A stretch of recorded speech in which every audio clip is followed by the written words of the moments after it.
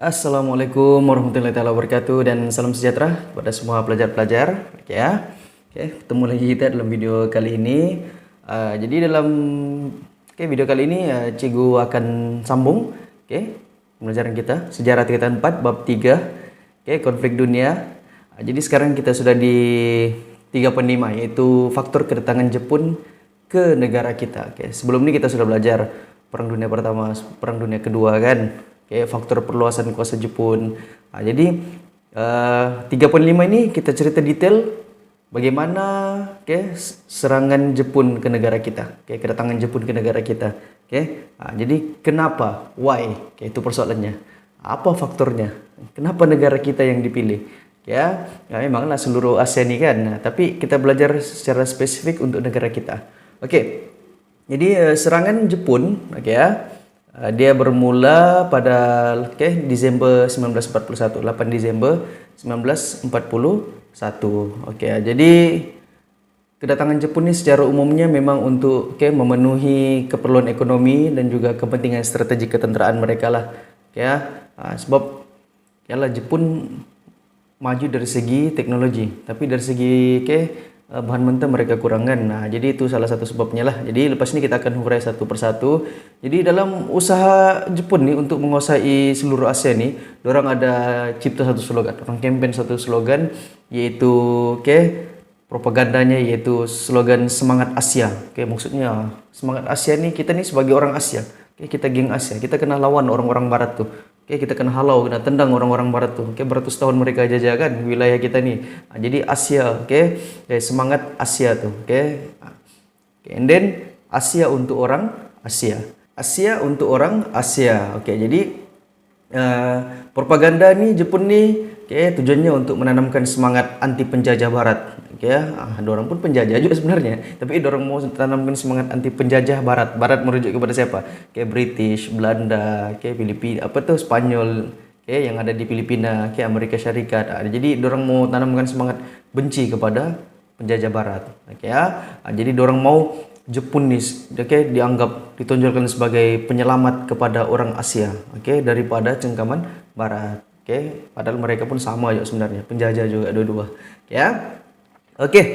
Jadi kita pergi satu persatu. Bagaimana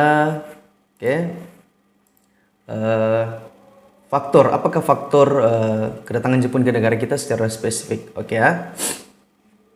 Astagfirullahaladzim. Yang pertama, eksploitasi bahan mentah. Eksploitasi bahan mentah. Mari kita tengok satu persatu. Jadi umum saya tahu lah kan, dari FUMON kita belajar. Sampai sekarang wilayah di Asia Tenggara ini, terutamanya Malaysia, Indonesia ini, Sabah, Sarawak, kita kaya dengan bahan mentah. Jadi Jepun mau ambil bahan mentah daripada negara kita. Contohnya apa? Emas, biji timah, biji besi, arang batu, dan bauksit. Jadi sama juga macam Barat. Mereka datang nih mau ambil kita punya bahan mentah kan. Jadi Jepun pun ikut juga, mau begitu juga. Sebab mereka pun maju juga dari segi industri. Jadi sebelum ini kita belajar revolusi industri kan, perlukan banyak bahan mentah. Jadi Jepun pun mereka pun melakukan revolusi industri bagi negara mereka. Jadi mereka perlukan banyak bahan mentah. Tetapi bahan mentah ini dikuasai oleh siapa? Penjajah Barat. Jadi itulah mereka mau take over. Jadi pendudukan Jepun ini merupakan sebagian daripada rancangan menjayakan pembentukan kawasan lingkungan kesemakmuran Asia Timur Raya untuk mengukuhkan ekonomi Jepun. Maksudnya dia mau buat satu blok ekonomi, Bang. Ini wilayah ekonomi, kita mengadakan kerjasama ekonomi antara negara, and then kita gunakan mata wang yang sama, lepas itu kita majukan industri yang sama, saling bertukar-tukar import ekspor. Jadi begitu maksudnya. Jadi dia mau zone Asia saja. Jadi kita mau kekayaan di Asia nih untuk orang Asia saja. Itu mentality Jepun lah. Jadi tapi sebenarnya ini cakap saya sebenarnya. Tapi sebenarnya mereka memang nampak baiklah plan itu sebenarnya, nampak baik kita menghalau penjajah. Tapi sebenarnya ia lebih menguntungkan kepada pihak Jepun. Oke, macam kita ni apa?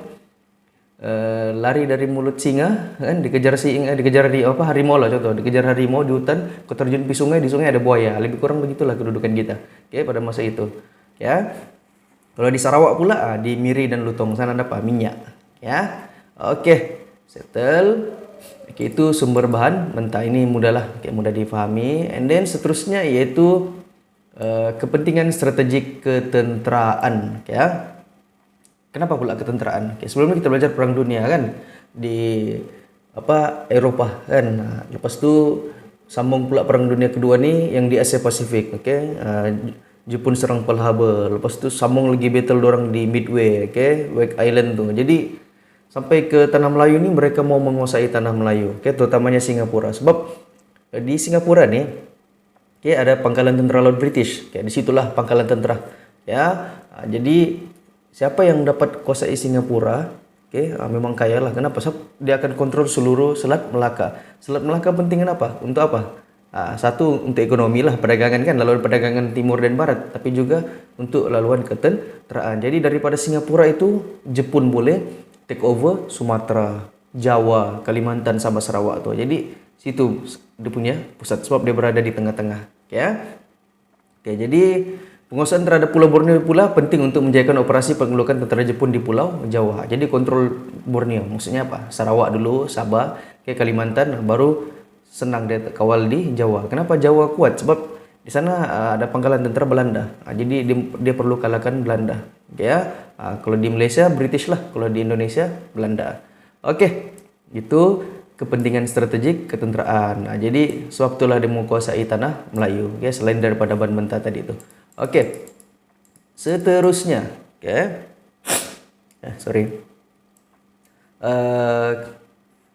macam mana serangan Jepun terhadap negara kita? Apa orang punya plan sebenarnya? Jadi kalau mau tengok gambaran jelas pasal ni, seperti yang saya cakap di video sebelum ni, kamu tengok filem apa Lieutenant Adnan. Filem Lieutenant Adnan tu lah yang cerita pasal bagaimana regimen askar Melayu sama-sama British lah mempertahankan tanah Melayu daripada serangan Jepun. Ini cerita itulah. Tengok cerita Embun. Kalau filem lama Impi Ramli tu Sarjan Hasan. Kamu tengok tu. Walaupun filem lama tapi masih menusuk di kalbu juga lah. Dia punya nilai patriotisme tu jelas lah dalam filem tu. Memang sampai lah message-nya. Jangan lupa tengok tu. Banyaklah. Kita tengok ada tu apa Hati Malaya, dia filem apa lagi Paloh. Kamu tengoklah filem-filem tu. Memanglah filem sejarah kita tidaklah setanding dengan filem yang dibuat di Hollywood kan. Tapi kita sebagai rakyat Malaysia kita perlu tengok je lah. Supaya kita faham dan kita perlu bangga. Mungkin suatu hari nanti filem kita pun boleh sampai level Hollywood juga. Sekarang ada sudah kan. Kita tengok Pascal. Itu baru intronya tu. Mungkin harap lepas ni kru production tu akan buat filem yang lebih baik daripada Pascal yang cerita pasal Perang Dunia Kedua pula. Harap-harap adalah. Yang last tu Lieutenant Adnan. Itulah yang the best tu. Lepas tu tiada sudah. Jadi serangan Jepun di tanah Melayu bermula dengan pendaratan serentak tentera Jepun di pantai Kuala Amat, di pantai Sabak Kota Baru, dan Thailand. Thailand tu Singgora dan Patani.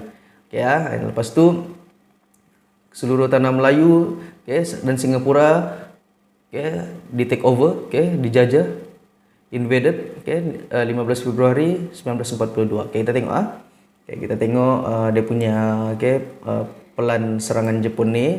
Dia turun dulu. Tentera Jepun yang mendarat di Thailand memasuki Kedah berpecah kepada dua pasukan untuk mengarah ke selatan.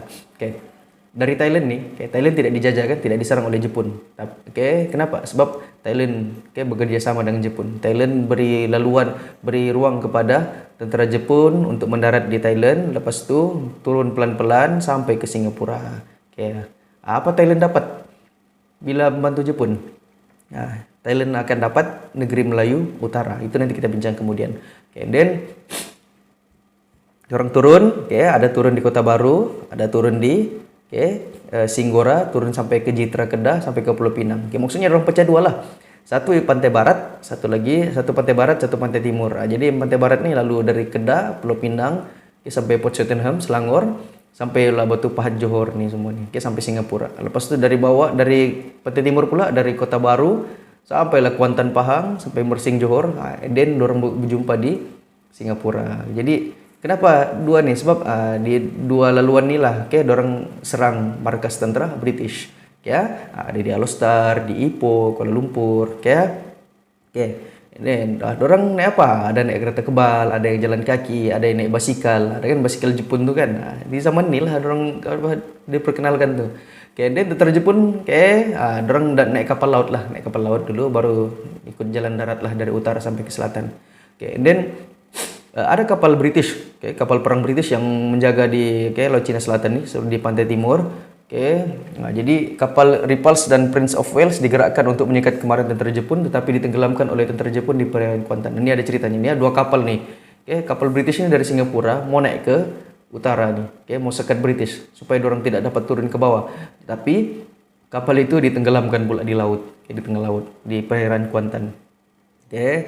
Sayang kapal tuh. And then serangan kepada Sabah dan Sarawak pula. Dorang mula di mana? Di Miri. Dorang start di Miri. Di Sarawak. Dari Vietnam, laut Teluk Camaran Vietnam, dorang mendarat di Miri. Lepas itu dorang pergi Kuching, pergi Sibu. Lepas satu tim lagi pergi Labuan, pergi Jesselton. Jesselton tuh KK sekarang Kota Kinabalu. Lepas itu Sandakan. Jadi at the end seluruh tanah Melayu dan Sabah Sarawak 19 Januari ini dijajah oleh British. Bukan British, British pula, Jepun. Jadi kalau di Singapura lambat sikit. Singapura lambat sikit, dia 15 Februari. Bulan 2. Kalau di Sabah, di Sandakan nih 19 Januari kan. Kenapa di Singapura ni lambat sikit? So di sini pangkalan tentara British yang paling kuat. Di sinilah Lieutenant Adnan di Bukit Candu ni mempertahankan tanah Melayu daripada serangan Jepun. Habis-habisan lah di sini nih. Dari atas turun sampai ke Singapura. Dan Singapura pun dijajah. Akhirnya ditawan oleh Jepun. Jadi begitulah ceritanya. Pendaratan Jepun, kedatangan Jepun ke negara kita. Memang sedih lah. Banyaklah orang yang terbunuh. Memang kejam lah. Memang Jepun ni sudah ada plan cantik-cantik punya untuk jajah tanah Melayu ni dalam masa berapa? 70 hari. 70 hari settle. Pelan-pelan. Memang orang sudah plan lah.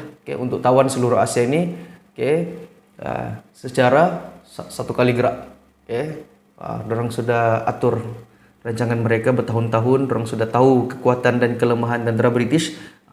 Dan terusnya mereka serang. Sebab itu dalam masa beberapa bulan saja orang dapat tawan seluruh tanah Melayu. Lagipun memang tentara British tidak bersedia lah untuk perang.